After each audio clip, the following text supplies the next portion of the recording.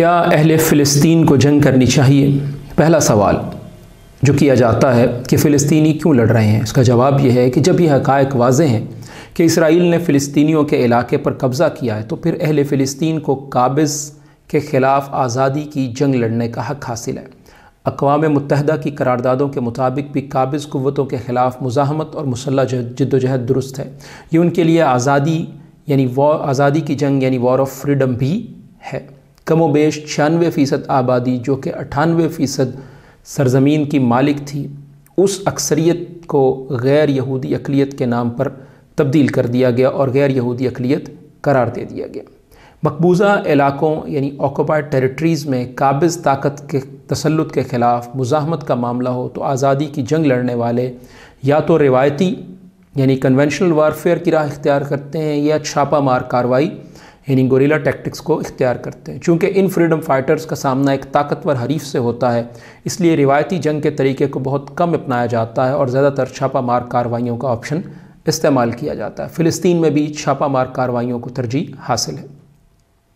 ایک اور پہلو بھی ذہن میں رکھیے کہ میڈیا اس سارے بات کو کیسے رپورٹ کرتا ہے۔ فلسطین کے معاملے کو 1918 سے 1948 تک عرب یہود تنازع کے نام سے ذکر کیا جاتا رہا، پھر 1948 کے آس پاس اس کو عرب اسرائیل تنازع کہا جاتا رہا اور اس پر عرب اسرائیل جنگیں بھی ہوئیں۔ پھر PLO کے عروج کے زمانے میں اس کو فلسطین اور اسرائیل تنازع کہا جاتا رہا، اب اس کو حماس اسرائیل تنازع کا نام دیا جاتا ہے یا غزہ اسرائیل تنازع کا نام دیا جاتا ہے۔ تو حقیقت میں یہ پوری امت مسلمہ کا تنازع ہے، تبھی تو کئی عرب ملکوں کے ساتھ پاکستان، بنگلہ دیش، ایران، ملیشیا وغیرہ نے بھی اسرائیل کو تسلیم نہیں کیا اور فلسطینی ساری امت کی طرف سے ڈٹے ہوئے ہیں کیونکہ مسئلہ ان کی جغرافیائی حدود اور زمین میں ہے۔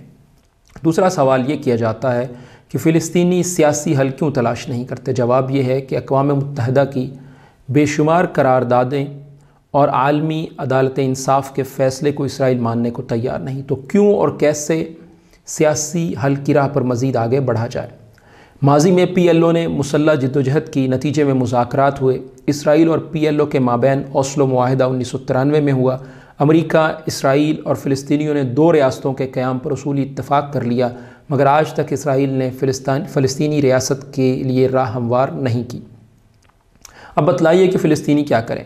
اسرائیلی حکومت آئے روز فلسطینی اتھارٹی کے زیر انتظام علاقوں میں رہنے والے فلسطینیوں کو قتل کرتی ہے، ان کی زمین پر نئے غیر قانونی بستیاں تعمیر کرتی ہے، جب من میں آئے اور جب دل چاہے ان کا بجلی، پانی اور کھانا بند کر دیتی ہے۔ فلسطینی اپنی ضروریات کے لیے بھی اسرائیل کی رحم و کرم پر ہے۔ سیاسی حل کے لیے فریقین کا راضی ہونا ضروری ہے، جب ایک فریق دھونس پر ہو تو مذاکرات نہیں ہوتے۔ ایک واقعہ سنیے۔ اکتوبر 2021 میں UNO کی ہیومن رائٹس کونسل کی رپورٹ پر جواب دینے کے لیے اسرائیل کے مندوب کو اقوام متحدہ کی جنرل اسمبلی میں طلب کیا گیا۔ اس رپورٹ میں اسرائیل کے مظالم اور چیرہ دستیوں کا تذکرہ تھا۔ جانتے ہیں نمائندے نے کیا جواب دیا؟ اس نے رپورٹ کو سب کے سامنے پھاڑ کر پرزے کر دیا۔ اسرائیل کے سامنے UNO بھی بے بس ہے، تو اب اور کیا کیا جائے؟ تیسرا سوال یہ ہے یا جو کیا جاتا ہے کہ کچھ لوگوں کا کہنا ہے فلسطینی کمزور ہیں، تعداد اور اسلحے میں کم ہیں، وہ اپنے آپ کو کیوں ضائع کر رہے ہیں؟ جواب یہ ہے قال الذین یظنون انہم ملاقو اللہ کم من فئۃ قلیلۃ غلبت فئۃ کثیرۃ باذن اللہ واللہ مع الصابرین۔ جو لوگ سمجھتے تھے کہ وہ اللہ سے ملنے والے ہیں، انہوں نے کہا کتنی تھوڑی جماعتیں زیادہ جماعتوں پر اللہ کے حکم سے غالب آ گئیں اور اللہ صبر کرنے والوں کے ساتھ ہے۔ سورۃ البقرہ آیت 249۔ عہد رسالت میں مسلمانوں نے بدر میں اپنے سے 3 گنا زیادہ دشمن سے مقابلہ کیا اور ہتھیار بھی کم تھے۔ بدر، احد، خندق اور مارکہ موتا کے موقع پر جہاد کرنے والوں کے لیے ان لوگوں کا کیا مشورہ ہوتا؟ اس دور میں بھی مسلمانوں کے پاس افراد کم تھے، تیر کم تھے، تلواریں کم تھیں، گھوڑے کم تھے۔ ماضی میں جس بھی کمزور اور مظلوم نے طاقتور کے خلاف آزادی کے لیے جنگ لڑی ہے، کیا وہ بھی غلط ٹھہرے گی؟ یہ لوگ کیا کہنا چاہتے ہیں؟ یوکرائن کو روس کے خلاف مزاحمت نہیں کرنی چاہیے تھی، ویتنام کو امریکہ کے خلاف مزاحمت نہیں کرنی چاہیے تھی، افغانستان کو پہلے روس اور پھر امریکہ کے خلاف مزاحمت نہیں کرنی چاہیے تھی، بوسنیا اور کوسوو کو ظالموں کے خلاف مزاحمت نہیں کرنی چاہیے تھی۔ اور جہاں تک نتائج کا تعلق ہے، اہل غزہ کے لیے، اہل فلسطین کے لیے حالات ایک سے ہیں، چاہے وہ مذاکرات کریں یا مزاحمت کریں، دونوں صورتوں میں نہ امن، نہ امان، نہ سیکیورٹی، نہ سکون۔ ہاں یاد رہے کہ فی سبیل اللہ لڑنے والوں کی زندگی سعادت اور موت شہادت ہوتی ہے۔